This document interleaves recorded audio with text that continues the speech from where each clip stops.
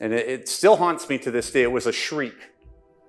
Yeah, I grew up in this really normal, beautiful, middle-class family. My father was 35 years old. He was the breadwinner of the family. My mom was a homemaker. That was the role in the 1970s. She stayed at home, raised the kids. I don't know if you can relate with this, but my dad was my hero. And not everybody has that kind of dad, but my dad was my hero. He was a hockey coach. He was a baseball coach. He was the kind of man that you wanted to be your best for. And I felt in his shadow I could do or be anything. And I felt loved and accepted.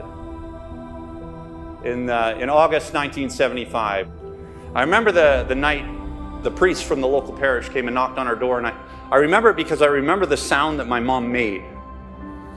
And it still haunts me to this day. It was a shriek, a horror. Because all of a sudden our world completely turned inside out, literally in one day. What happened within a year is Mom remarried, and the man that she hooked up with was a violent, abusive alcoholic. And so I went from a message of you're loved and you can do and be anything to you're stupid, you're dumb, you'll never amount to anything. And I was 8, and honestly I didn't know how to process that. I began to believe lies about who I was and how I fit into the world. Shortly after my 9th birthday, an opportunity presented itself to do drugs for the first time. By the time I was 15 years old, I was non-compliant at home. I grew an extra 2 feet. Not so good for my stepfather. There was a lot of tension between him and I, and he paid the bills, so I had to go. For me, it was jumping out of the pot and straight into the fire. At 15 years old, I was on my own to just try and get through another sunset. At 16 years old, I began getting in trouble with the legal system.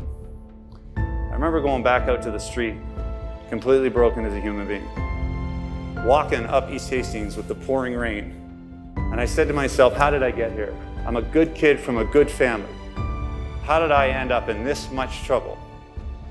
What ended up happening is I remember the day. It was a beautiful sunny day, just like today.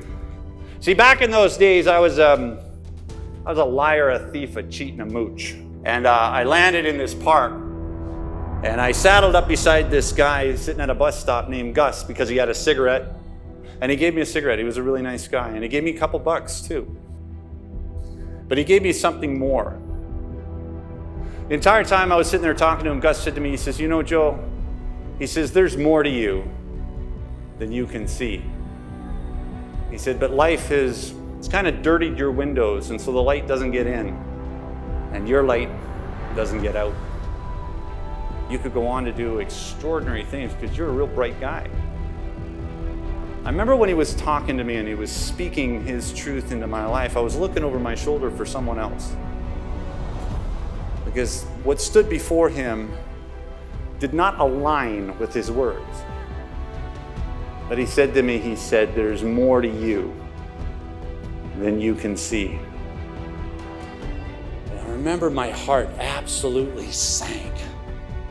For years of my life, I didn't take accountability for my own actions. I blamed society, I blamed my stepfather, I blamed everybody else except me. And that kept me from actually taking responsibility for my own behavior in my own life. It deflected it. But on that moment, the miracle happened for me, and the miracle was that I became teachable, I became pliable, and I became willing to do just about anything. You know, one of the things that I know today is that discontentment is the catalyst of change.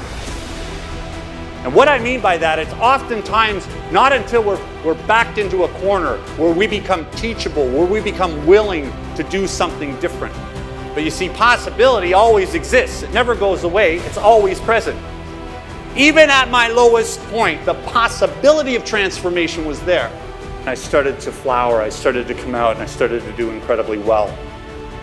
I went from a kid pushing a shopping cart to just try and get through another sunset, to being on the cover of Canadian Business.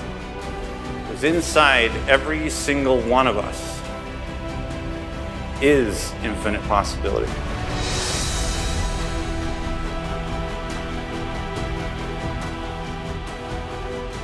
And I found myself sleeping under this this bridge, and I was one of those kids that would go around the city every morning and I'd collect cans, and I would go down and I would trade those cans in, and I would try and stay 6 hours ahead and do anything I could to stave off withdrawal.